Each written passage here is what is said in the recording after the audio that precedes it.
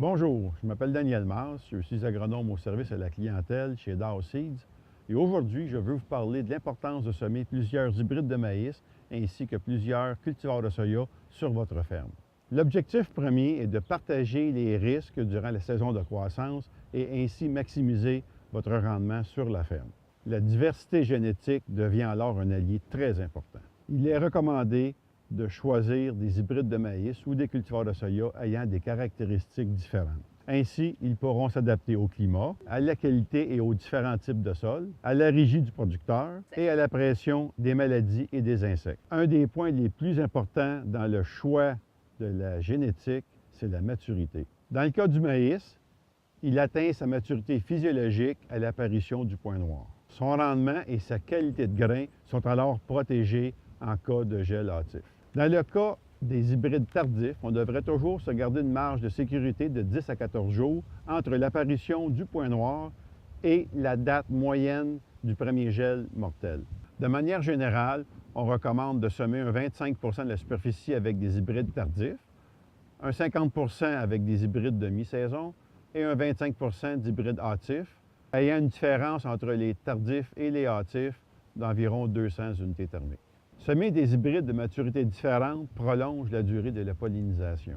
Ceci fractionne le risque de perte de rendement en cas de sécheresse lors de la pollinisation ou de gel hâtif à l'automne. Dans le cas du soya, on peut choisir des cultivars plus hâtifs dans le but de terminer la récolte du soya avant de débuter celle du maïs. On peut aussi choisir des cultivars plus tardifs pour viser ainsi un rendement maximal. Le deuxième point le plus important est le potentiel de rendement et la stabilité en fonction de l'environnement. Pour un même groupe de maturité, les hybrides ou les cultivars à haut rendement dépassent souvent de 10 à 15 la moyenne de rendement du groupe. Certains performent bien sous toutes les conditions, tandis que d'autres sont plus spécifiques à certains positionnements. Une performance stable à travers plusieurs sites et différentes années est un bon gage de succès pour le futur, car on ne connaît pas les conditions de croissance de la prochaine saison. Le troisième point est la tenue. Pour le maïs, on recherche une bonne tenue des tiges et des racines en bonne santé, avec une population optimale pour atteindre les rendements élevés. Les maladies à la source de la pourriture des tiges ou des racines sont la cause principale de la verse lors des grands vents d'automne.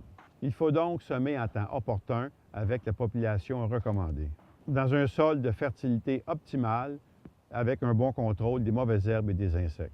Il ne faut pas choisir deux hybrides de même maturité avec une faiblesse semblable. Par exemple, face à une maladie spécifique de la tige ou des racines, d'où l'importance d'une bonne gestion de la diversité génétique. Dans le cas du soya, une bonne tenue est importante pour limiter les maladies et ainsi optimiser le rendement. Le quatrième point, la tolérance aux maladies et aux insectes. La tolérance d'un hybride de maïs ou un cultivar de soya aux maladies est directement liée à sa génétique. L'usage de multiples hybrides ou de cultivars limite les risques reliés aux ravageurs ou les maladies souvent liées au stade de croissance au moment de l'infestation. Le cinquième point, type de sol et égouttement.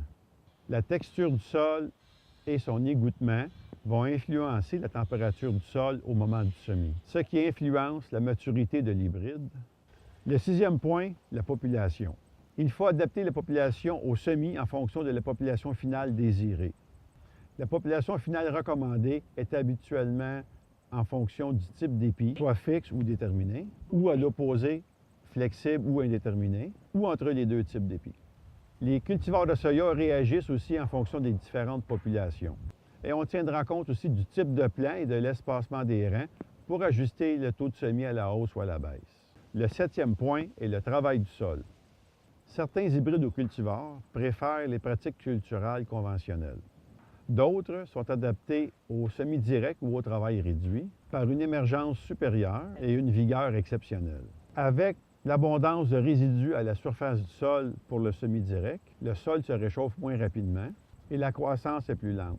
Il est donc suggéré d'utiliser des hybrides ou des cultivars plus hâtifs. Il en est de même aussi avec les sols lourds mal égouttés. Les hybrides de pleine saison n'ont pas toujours un rendement supérieur aux hybrides de mi-saison, mais ils sont toujours plus humides à la récolte.